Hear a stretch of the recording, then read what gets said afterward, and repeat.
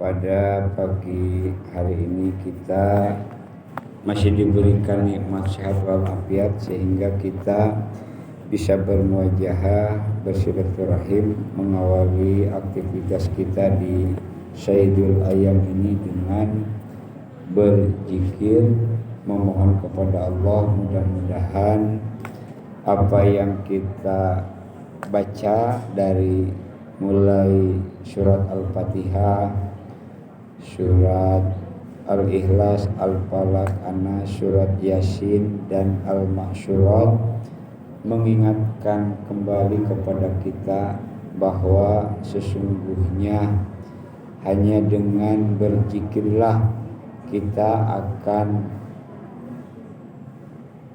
memiliki kesadaran siapa kita ini, sedang apa, mau kemana. Dari mana kita, sedang apa, mau kemana. Ini adalah pertanyaan yang abadi sepanjang hidup umat manusia. Selalu mengajukan pertanyaan itu dan memberikan jawaban pertanyaan kita ini dari mana, sedang apa, mau kemana. Maka Al-Quran sebagai Inna hadzal Qur'an yahdi lillati hiyal aqwam. Sesungguhnya Al-Quran itu memberikan petunjuk kepada kita kepada jalan aqwam, superlatif aqwam itu. Jadi yang paling lurus. Ada jalan lain buatan manusia, tetapi Al-Quran itu menggunakan kata aqwam, isim tabdil. Itu artinya apa? Bahwa Al-Quran itu adalah petunjuk yang paling lurus, yang paling benar, otentitasnya terjaga, tidak terkontaminasi, apalagi dapat dipalsukan, karena Al-Quran itu diturunkan Allah dan Allah lah yang menjaga otentitas dan kesucian daripada Al-Quran. Oleh karena itu anak-anakku sekalian, dengan kita berzikir itu diharapkan kita menyadari akan asal usul dan akan kemana sesungguhnya kita ini. Kata Al-Quran, jika manusia itu melupakan Allah, maka manusia itu pasti lupa akan dirinya. Oleh karena itu agar kita tidak lupa akan diri kita, lupa akan diri kita berarti lupa akan asal usul, lupa akan keberadaan kita dan orientasi hidup kita mau kemana. Maka karena itu Al-Quran mengatakan bahwa zikirlah formulasi yang ditetapkan oleh Allah agar kita tidak sasar, agar kita tidak lupa diri. Maka dengan mengingat Allah lah kita akan menyadari eksistensi dan mau kemana sesungguhnya kita ini. Jika itu sudah tertanam di dalam hati dan jiwa kita, insya Allah kalian sebagai siswa juga akan memiliki kesadaran kalian ini sesungguhnya dari mana, sedang apa di SMK 3. Lantas apabila sudah selesai 3 tahun di SMK 3, apa yang kalian bawa oleh-oleh dari SMK 3 yang akan menjadi penerang hidup yang akan bisa dimanfaatkan di tengah-tengah masyarakat luas. Nah, itulah anak-anakku sekalian. Jadi zikir kita ini adalah bukan sembarang zikir. Zikir kita ini adalah supaya ngepek kepada tujuan kalian sebagai siswa. Jadi zikir tidak akan mengurangi spirit dan semangat kalian untuk menggapai cita-cita. Justru dengan zikir itulah maka kalian diberikan stamina, diberikan nutrisi bagaimana kalian untuk sukses sebagai pelajar maupun nanti pasca lulus dari SMK 3. Oleh karena itu maka zikir ini adalah kegiatan sekolah, bukan kegiatan PAI. Karena itu maka dukunglah kegiatan ini oleh seluruh Sivitas Akademika SMK 3 oleh siswanya terutama, sehingga kita saling berhubungan, saling menguntungkan untuk mencapai tujuan kita bersama. Ini anak-anakku sekalian yang perlu disadari oleh kalian. Di dalam Al-Quran Allah berfirman bahwa manusia itu Fadzakir, kata Allah, berikanlah peringatan wahai Muhammad. Innama anta mudakir, sesungguhnya engkau adalah yang aku utus, yang aku pilih untuk memberikan peringatan. Fadzakir inna fa'ati dzikra, berikanlah peringatan, karena peringatan itu sesungguhnya bermanfaat. Di dalam surat Al-A'la juga dikatakan demikian. Bagi siapa zikir itu, peringatan itu bermanfaat, yaitu bagi orang-orang yang takut dan takwa kepada Allah Subhanahu wa taala. Fadzakir, maka berikanlah peringatan. Inna fa'ati dzikra, sesungguhnya peringatan itu sangat bermanfaat. Bagi siapa? Sayadzakaru may yakhsha, yaitu peringatan itu akan diambil sebagai pelajaran bagi orang-orang yang takut, yang takwa kepada Allah Subhanahu wa taala. Oleh karena itu, apabila peringatan-peringatan itu seperti air di dalam daun talas, berarti harus dipertanyakan kita ini. Kita ini harus diminta direstart kepada Allah Subhanahu wa taala. Dengan apa? Dengan cara, karena Allah itu apa? Muqallibul qulub, yang membolak-balikan hati. Kadang-kadang kita membantah, kadang-kadang kita menerima. Karena itu kita minta direstart lagi kepada Allah, agar Allah memberikan kepada kita hati yang baru, yang siap untuk menerima peringatan daripada Allah Subhanahu wa taala. Anak-anakku sekalian, jadi di dalam doa itu sering kita baca, ya muqallibul qulub sabit qulubuna ala dinika wa ala taatika. Wahai Tuhan yang membolak-balikan hati, sabit qulubuna, tetapkanlah hati kami, ala dinika wa ala taatika, dalam agamamu, dalam taat kepadamu. Kenapa? Karena setiap saat tubuh kita ini, jiwa kita ini adalah arena apa? Arena pertempuran. Setiap saat di dalam jiwa kita ini selalu bergejolak dua hal. Apa yang bergejolak di dalam tubuh kita setiap saat itu?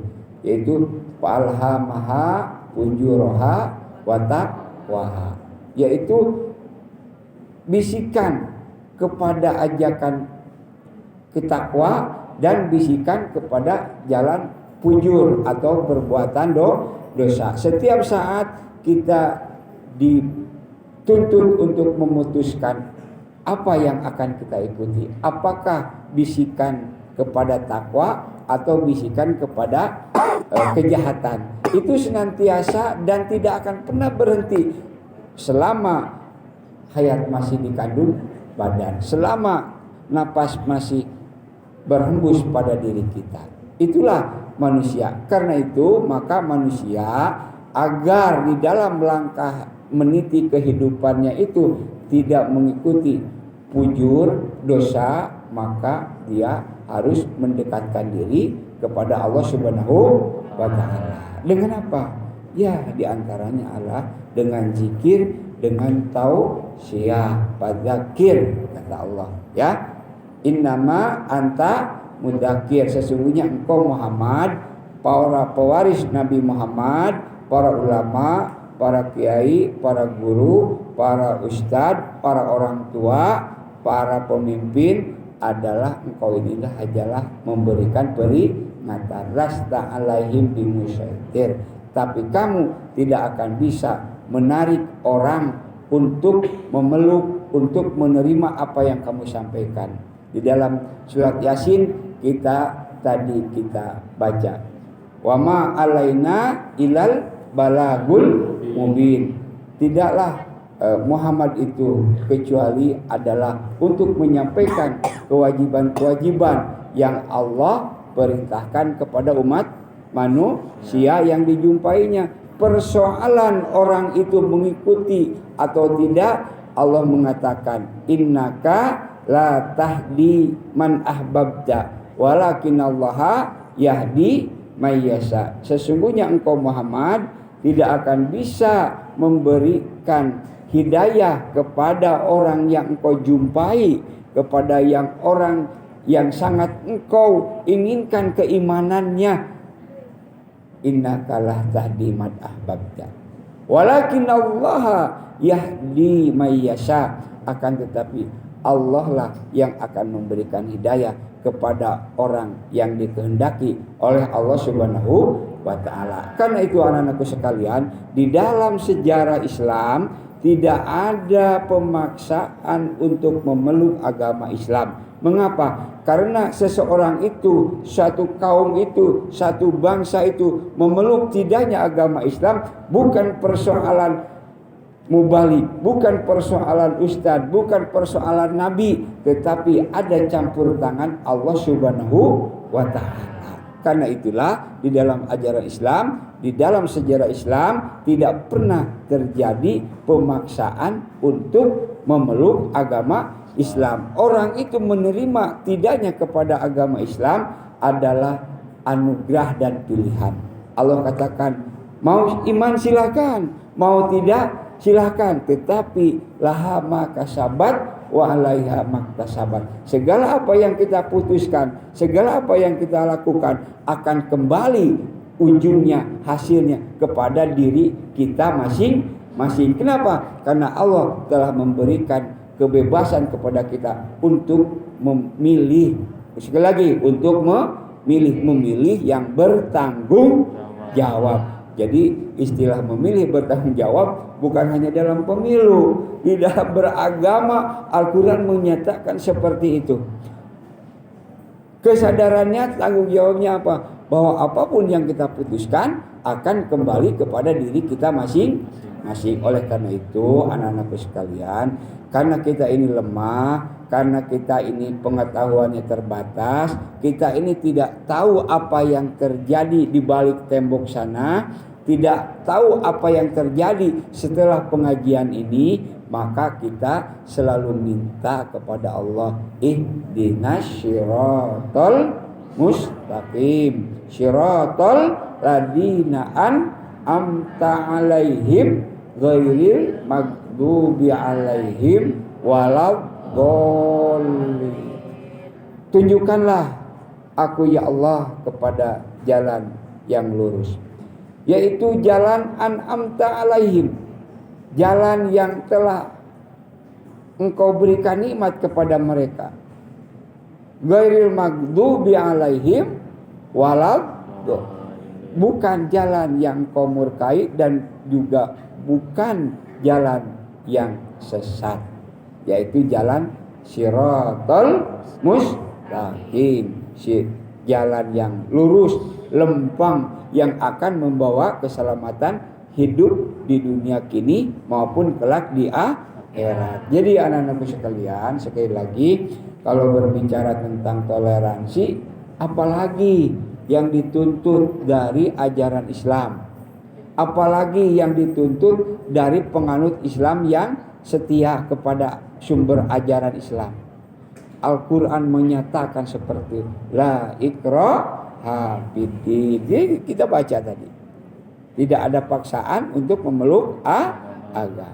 Jadi mutlak kebebasan kita dan keinginan Allah Subhanahu wa ta'ala. Nabi Muhammad jungkir balik memohon kepada Allah setiap saat agar paman tercinta beliau Abu Thalib memeluk agama Islam. Tetapi apa kata Allah? Innaka la tahdi man ahbabta. Engkau tidak akan bisa memberikan hidayah Muhammad kepada orang yang engkau cintai. Akan tetapi hidayah itu adalah prerogatif Allah Subhanahu wa ta'ala. Luar biasa.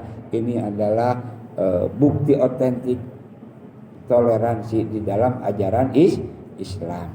Anak-anak sekalian, jadi sekali lagi kita sholat itu tiap saat. Kalau dalam sholat itu ada rukun sholat. Sholat rukun artinya sesuatu yang harus ada waktu mengerjakannya, gitu kan? Yaitu membaca Al-Fatihah, misalkan niat, ya kan? Terus lagi ruku, i'tidal, sujud, baca tasyahud, ya kan? Sampai kepada salam yang pertama, ya. Ada 13 atau ada 17 ya rukunnya itu. Nah, anak-anakku sekalian, ada rukun sholat yang hilang dalam sholat tertentu. Misalkan ruku, sujud hilang ketika kita sholat mayat. Awas ya, kalian nanti disuruh mimpin sholat mayat, pakai ruku. Itu dari mana itu? Belajar ngaji dari mana itu? Ya. Tapi ada satu rukun sholat yang tidak dirubah dalam sholat apapun, yaitu membaca Al-Fatihah. Betul kagak? Sholat mayat setelah kita takbiratul ihram membaca apa? Al-Fatihah, kan gitu. Nah, jadi dalam sholat apapun Al-Fatihah tidak terlewatkan. Kenapa Al-Fatihah tak terlewatkan? Maka memang ini bukan jawaban dari hadis Pak Irfan ya, tapi ini konstruksi dari pertanyaan mengapa dalam sholat apapun Al-Fatihah tidak ditinggalkan, tetapi selalu ada. Konstruksi jawabannya adalah karena dalam Al-Fatihah itu ada kata-kata iyyaka na'budu wa iyyaka nasta'in ihdinas siratal mustaqim, yaitu bahwa pernyataan kita hanya beribadah dan memohon kepada Allah, dan permohonan kita untuk ditunjukkan kepada jalan yang lurus yang diridhai Allah, yaitu jalan siratal mustaqim. Artinya sekalipun kita sudah sholat, sebelum napas ini hilang dari jiwa kita, kita tidak pernah dan tidak boleh mengklaim bahwa kita lah yang paling benar, yang paling ada dalam jalan siratal mustaqim. Buktinya apa? Buktinya selagi kita masih bernyawa, kita terus memohon kepada Allah, ihdinas siratal mustaqim. Itulah makna yang dapat kita berikan jawabannya. Mengapa Al-Fatihah itu selalu ada dalam setiap sholat apapun dan tidak pernah ditinggalkan.